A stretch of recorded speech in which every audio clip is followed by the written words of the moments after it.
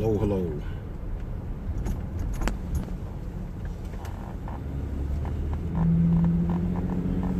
Hello, hello.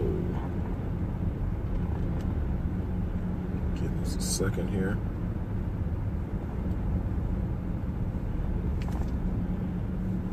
Hello, hello. It's a little early.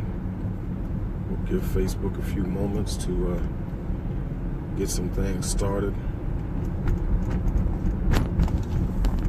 Give us a moment. Let's see who's live.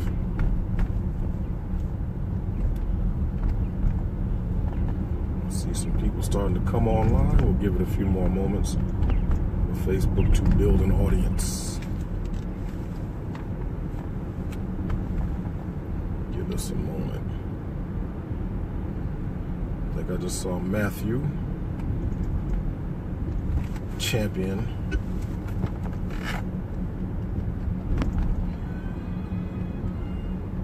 What's going on, Matthew?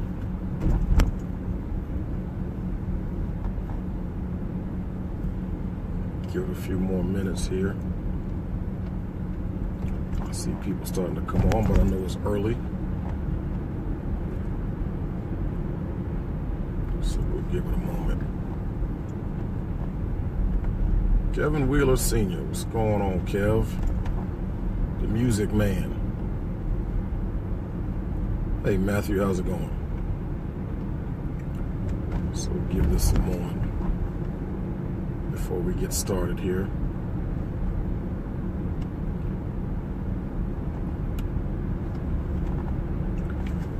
So, see Randall Ward, but I know Randall's not really watching. He just came live for a second, saw it across his feed. But, give this a hot second, and we'll get started here. So, Won Chang and Jin Sook Chang. Well, first of all, what's going on, y'all? Happy Tuesday. And how y'all doing? So, little Econ 101 video. And, was inspired by something I saw. Joseph Aboud. What's going on? The pilot. See Nicole out there in Africa. What's going on? The African connection. So anyway, Won Chang and Jin Sook Chang are living the American dream. And you have no idea who Won Chang and Jin Sook Chang are. But I'm going to tell you. So just sit back. Let me tell you a little story. So, a long time ago, back in 1954, a gentleman by the name of Won Chang was born in South Korea. Which is interesting because that's not too long after the Korean conflict. I don't know if we can call it a war, so we'll call it the Korean conflict, although it was definitely a war for those Americans who were taking part in it. But since it was not officially a war, I guess from a legal standpoint, it's considered to be more of a conflict. But there are definitely American lives that were lost, and there were great battles that took place. And it laid the groundwork for the separation of Korea into North and South Korea as we know it. But Won Chang was born in 1954 in South Korea. And at the age of 27, he left South Korea and moved to the United States, arriving in Los Angeles in 1981. And speaking very little English, Won Chang landed in Los Angeles on a Friday. And by Monday, he had a job washing dishes. So before I go further with the story of Won Chang and Jin Sook Chang, the reason why I'm talking about this and what came to my mind is I stopped at Wendy's. Probably shouldn't have, but I just had a taste for Dave's Bacon Double. Just had a taste.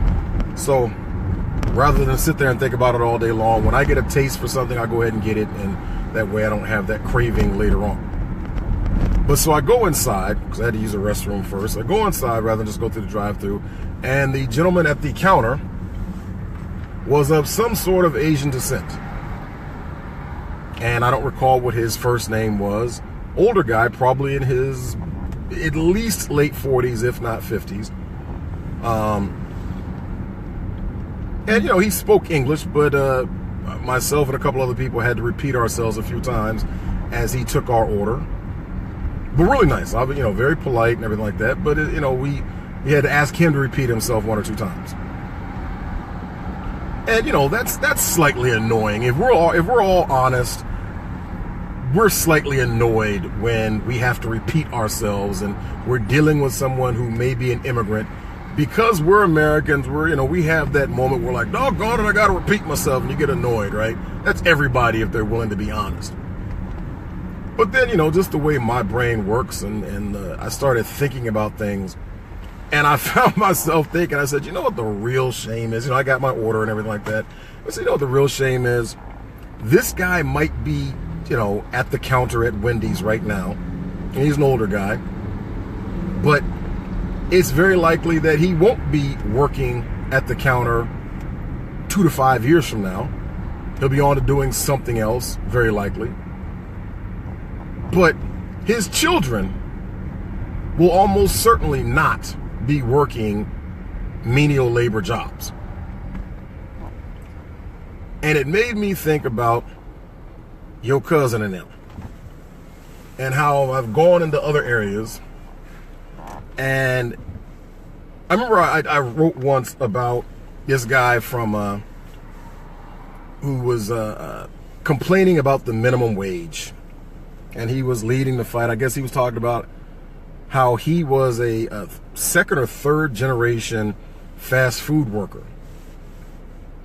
Black guy, African American. What's going on, Kev and Matthew? But I'm sorry, Kavi rather. So this guy was saying how, we need to pay more. We need to raise the salary to 15, the wage to $15 an hour. And how he was saying how he was a third generation fast food worker. And here's what I have to say, folks. I'm sorry, but listen, if you haven't, well, let me clarify this. If you get up and go to a job every day, I respect that.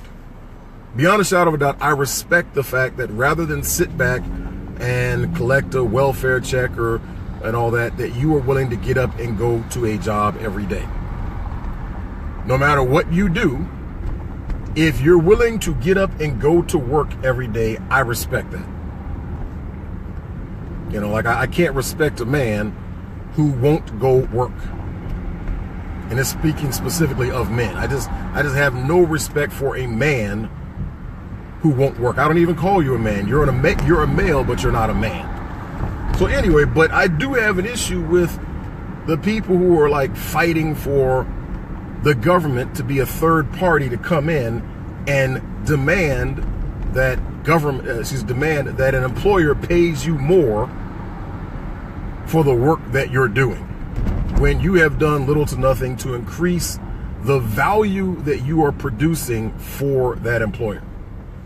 So yes, I respect the fact that you get up and go to work every day, but I can't get down with you when you're pushing for government to be able to take part in something where they're not vested in it. They haven't invested in labor or anything like that, so they really shouldn't have any say-so in this. So I had a problem with those who were saying, hey, government, make employers pay me more. I'm not going to do any more. I'm not going to do anything extra, but I just want the third party to make me pay more. So I was thinking about this guy, and it just occurred to me that this guy, even though he speaks very little English, he does speak English, but it's just, kind of broken little. So this guy at Wendy's, it's most likely that he 2 to 5 years from now will not be working at Wendy's. But it's almost certain that if he does have children, his children will not be fast food workers. And here's the thing about fast food. It's not supposed to be a career, at least being the worker. You can make a great career as a manager. There's nothing wrong with being, hey, I manage a McDonald's or I manage a Wendy's or whatever like that, you know, and because that's a skill set, knowledge, skills, and abilities. And so you can develop that skill set. And really, once you develop a skill set of managing people, you can go and manage a bunch of different things. You can, you know, if you've managed a Wendy's, a McDonald's, or whatever fast food, you know, you are also capable of possibly managing a grocery store. Like I'm right next to a giant grocery store. You have a skill set of managing people, and that's valuable in the marketplace. I just think it's a shame that how the heck are you still behind the counter asking if you want something supersized, you know, 2 to 5 years later, let alone to say that you're third generation grown man in fast food. So this gentleman who was taking my order was of some sort of Asian descent, and it just occurred to me, I was like, man, you know, he's using this job as he's most likely using this job as it's intended to be used, a entry-level job. So he'll be doing it for now, but it's not what he'll be doing in the future. And once again, it's highly unlikely that his children will be doing this job. And it reminded me, because this gentleman's Asian, it made me think about, I read the Forbes 400 list, right? I've been reading the Forbes 400 and the Fortune 500 every year for nearly 20 years now. Once I kind of developed an interest and a curiosity about business and wealth, I just started reading everything I could and to gain an understanding of, you know, who are the wealthy. And here's one of the things I'll tell you, as much as people like to vilify the rich, about 2/3 to almost 3/4 of the rich in the United States of America are almost entirely self-made. Meaning they started out with nothing, they built up something, and now they are part of the evil rich, as a certain political party tries to characterize them as the evil rich. And that leads me to Won Jin Sook Chang. And like I said, Won, born in South Korea in 1954, which means he is, 63 now. Left South Korea in 1981, landed in Los Angeles on a Friday, and by Monday he had a job washing dishes. And as I understand, he washed dishes for several years. You know, I'm guessing he probably worked long days, took every penny he could. He lived a very minimal life so he could squirrel away his money. And he knew he wanted to have a business.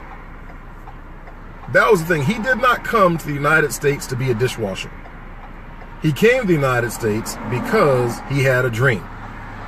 And the United States, for whatever faults and flaws the United States has, the United States is the land of opportunity.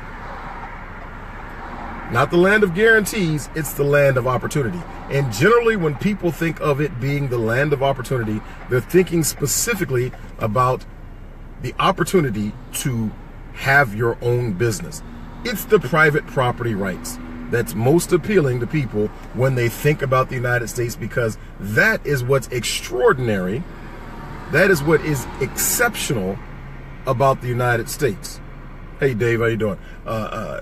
The exceptionalism is private property rights.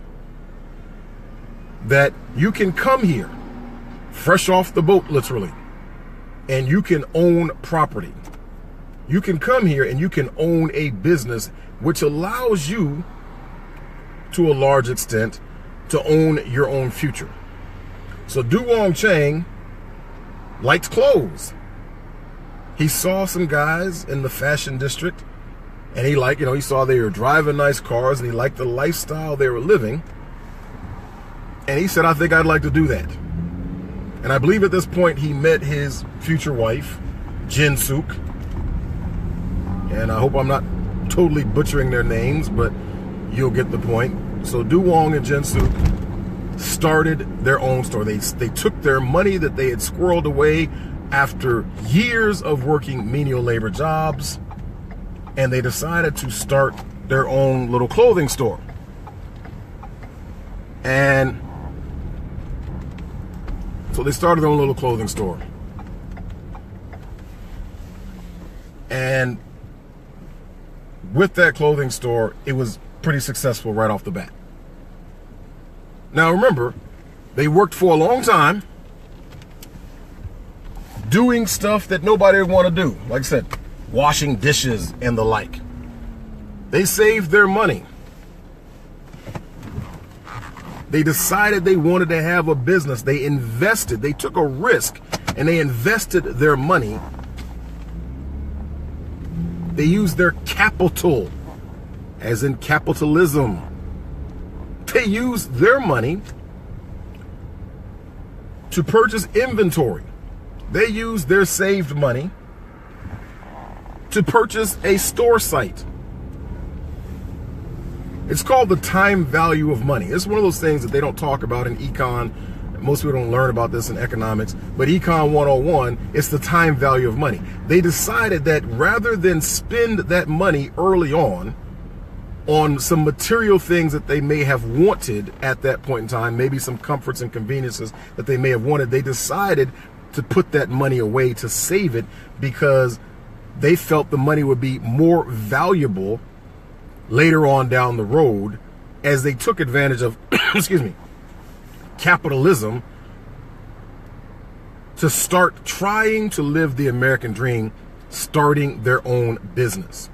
And that's what they did 3 years after they got here, or 3 years after Du Wang got to the United States. They started a business. And that business was blessed. And I'll say blessed because guess what? Du Wang and Jin Sook are Christians from Korea, South Korea, but they're Christians.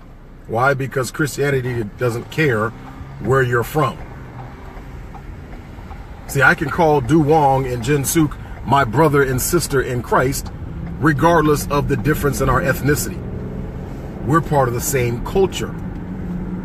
We're Christians. So their business was blessed. And I think if I remember the numbers correctly, they generated over $700,000 in revenue in their first year with their business. And they took that money, and rather than say, hey, let's go buy a Benz, let's go do this, you know what they did? They reinvested the money, because that's what, it's called sowing seeds. Farmers know. This is one of the things about when people say stupid stuff like, well, the Bible's no longer relevant. That's because you don't know how to think.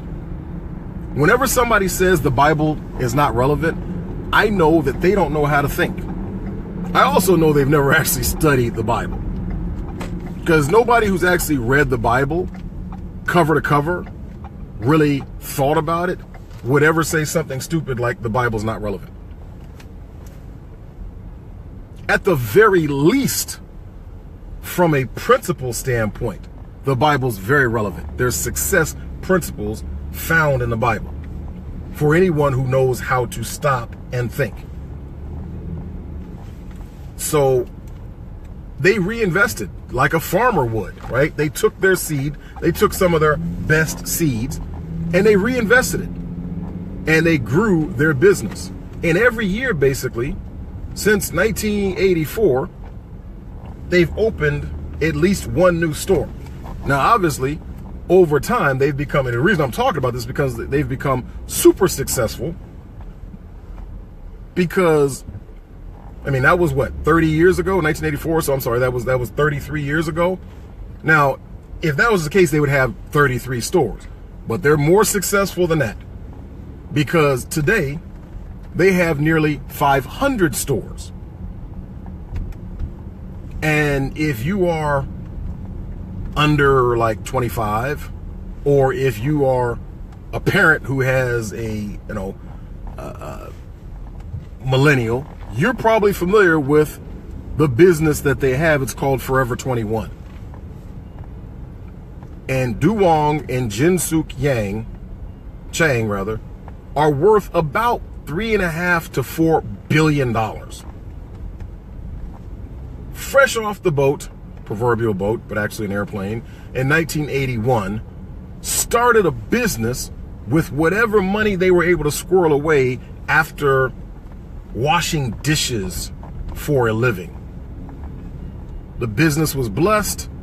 It grew exponentially, has continued to grow exponentially, and has for 33 years. Today they have over 500 stores, or close to 500 stores, and they're worth about $3.5 to $4 billion. And Do Won and Jin Sook Chang are living the American dream.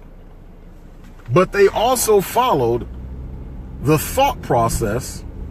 They followed the blueprint. Oddly, it's interesting. If you go back, and you guys know, if you pay attention to me, that I'm always talking about a hero of mine, that dude, Booker T. Washington. And it's interesting because Do Won and Jin Sook followed the blueprint laid out by that dude, Booker T. Washington. Which black folks, before we got stuck on stupid and decided to start calling ourselves African Americans, used to follow and had success in America. And those who do still follow that blueprint still have success in America as a result of following that blueprint. And that's why I was sitting there thinking what a shame it is that this guy taking my order at Wendy's, older guy, definitely older than me. If he's not older than me, it just means he's lived a really hard life and that his life has aged him. If he's older, over 44, if he's not 44 yet, it just means, man, he's lived a really hard life and that has really beat him down and aged him. But most likely he's older than me. But I just found myself sitting there thinking, this guy is not likely to still be working here in 2 to 5 years, and his children most likely will not be working, will most likely never work a fast food job, because I'm going to go out on a limb and bet that he has the Booker T. Washington philosophy, and he's laying the groundwork now. He's sacrificing now to lay the groundwork so that maybe his kids will most likely be doctors or what have you. There'll be engineers, there'll be doctors, whatever, but I'm going to bet that his kids will not be studying Asian studies at a private liberal arts school, because that's just stupid. It's just, can you just imagine that? Like he's sitting there going, oh yeah, I went and slaved away working at Wendy's, asking if somebody wants their order supersized so my child can go to a swanky liberal arts college and study Asian studies. Not very likely that will take place. Highly unlikely that will take place. And I'm pretty certain that Do Won Chang and Jin Sook Chang, I'm pretty certain that their kids have developed the mindset that, I'm pretty certain they have taught their kids the same mindset that they have, so that their kids will be business-minded, entrepreneurial-minded, because you don't leave from whatever country you are from so you can go get a job working for someone else. Or if you do, you're like, hey, you're definitely looking for a higher paying job. You're not like, oh, my goal is to go to the United States and be, taking orders. I want generations of my family taking orders at Wendy's. As opposed to the guy I was telling you about who was part of this movement to push for a higher minimum wage and proudly proclaiming that he's third generation fast food worker. Fast food worker, not third generation who's a fast food manager, third generation fast food, franchise owner. Dude, you're a third generation franchise worker. You're a third generation to be an adult saying, would you like, supersize, to supersize.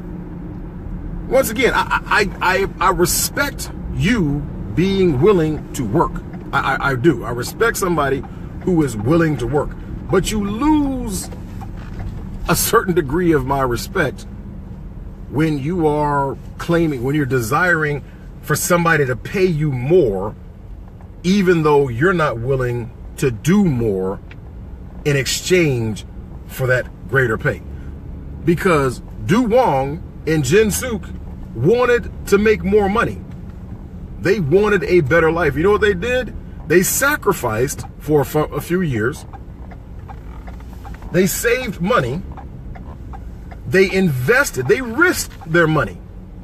I mean, remember, starting a business, over 50% of small businesses fail every year. In the first year, over 50% of small businesses in America fail within the first year.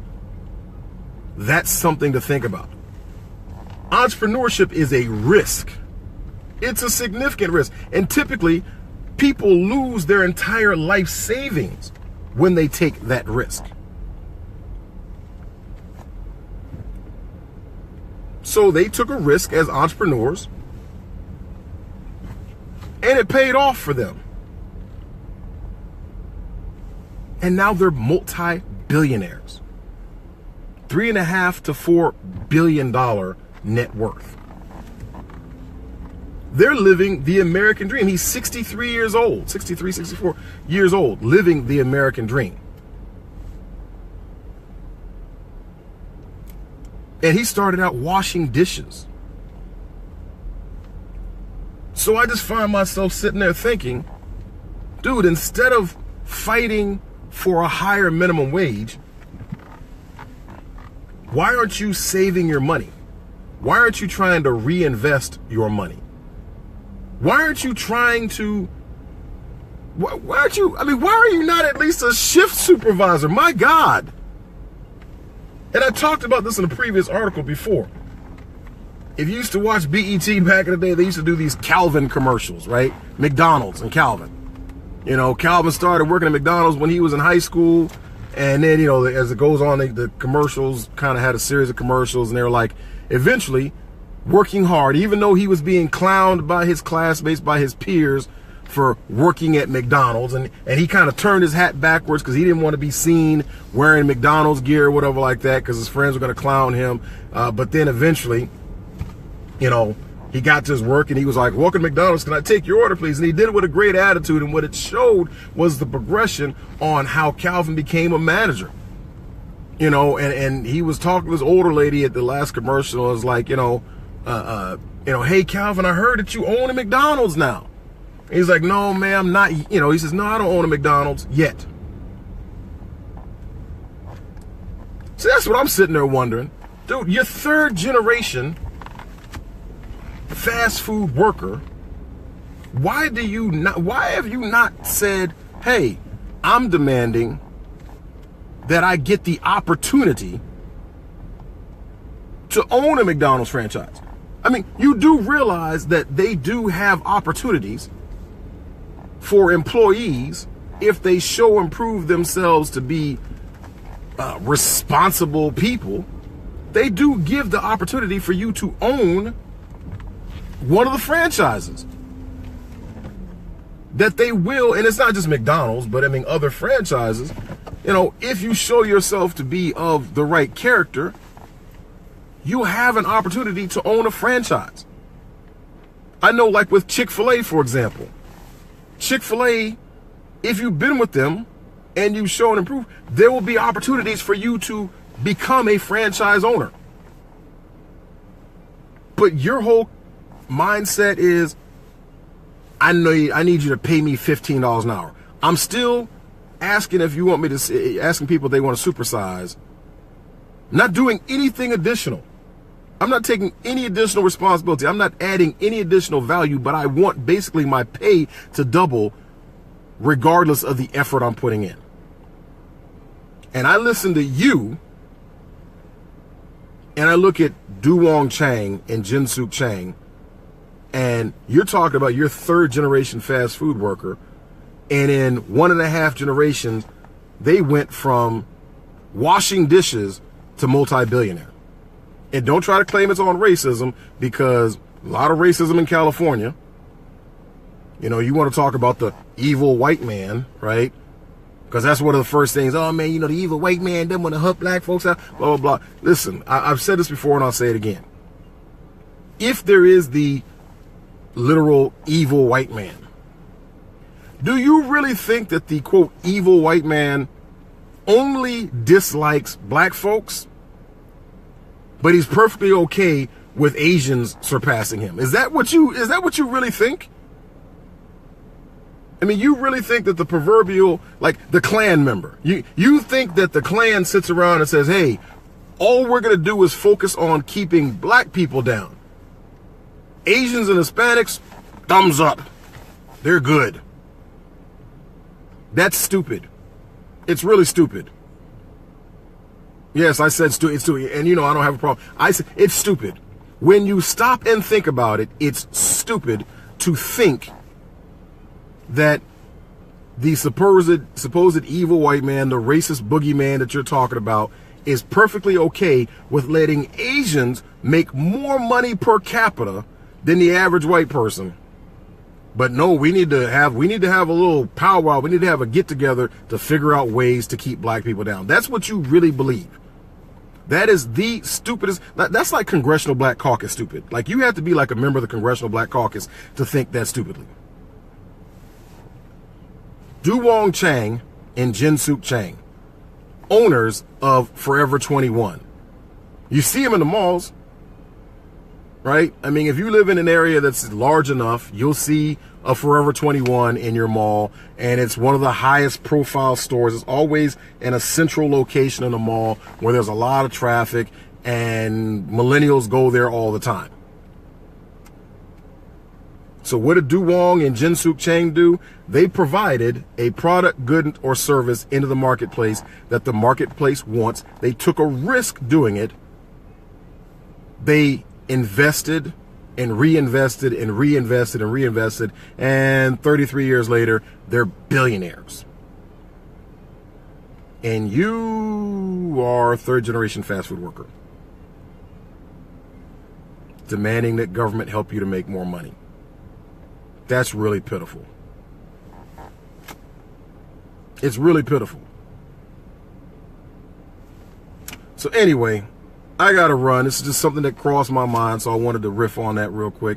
But I hope I gave you something to think about. Listen, I encourage all my friends, if you hear me talk about Econ 101, I suggest that every year, you go and get the Forbes 400 magazine and the Fortune 500 magazine, and spend some time reading the two of those.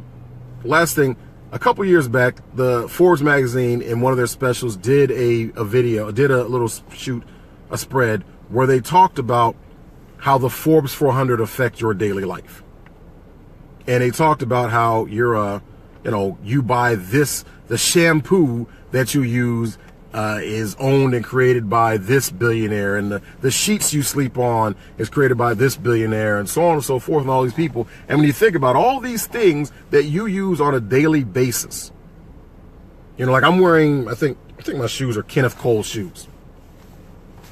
Kenneth Cole is rich. I got a lot of Kenneth Cole stuff. I got a lot of Periellas, a lot of Kenneth Cole stuff. And you know what? I've played a small role in them becoming very rich. And I don't have a problem with it. I'm driving a Ford. I've had a chance, because of some of my associations, it's real cool. You can find it on my Facebook page. I was invited to, because through my associations, I actually have been around the Ford family. Martha Ford, who's the matriarch of the Ford family right now. Her husband, William Clay Ford, passed away. I've been able to be in the visiting owner's suite with the Detroit Lions, and this is unfortunately during the 0-16 season, which was a really crappy season, but I was still there in the visiting owner's suite with the granddaughter of the Fords. Pretty cool experience. You know, it's like, man, she's a Firestone, as in Firestone tires on one side, her mom's side, and on her dad's side, she's a Ford. Crazy. Very, generational wealth. It's cool to be, kind of being in that environment and just seeing the difference in the way they carry themselves. But I'm in a Ford. When I bought this Ford vehicle, I helped to make the Ford family just a little bit richer. And I don't have a problem with that because I like the product. Everything you're wearing, the house you live in, the clothes you wear, the food you eat, every time you eat, drink, sleep, drive, somebody owns the business that you purchase those products, goods, and services from, and you help to make them a little bit wealthier.